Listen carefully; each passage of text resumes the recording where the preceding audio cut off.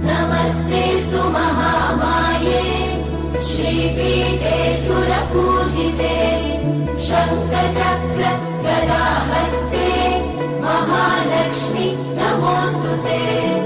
नमस्ते गरुडारूढे कोलासुरभयङ्करी सर्वपाप हरे देवी महालक्ष्मी नमोऽस्तुते।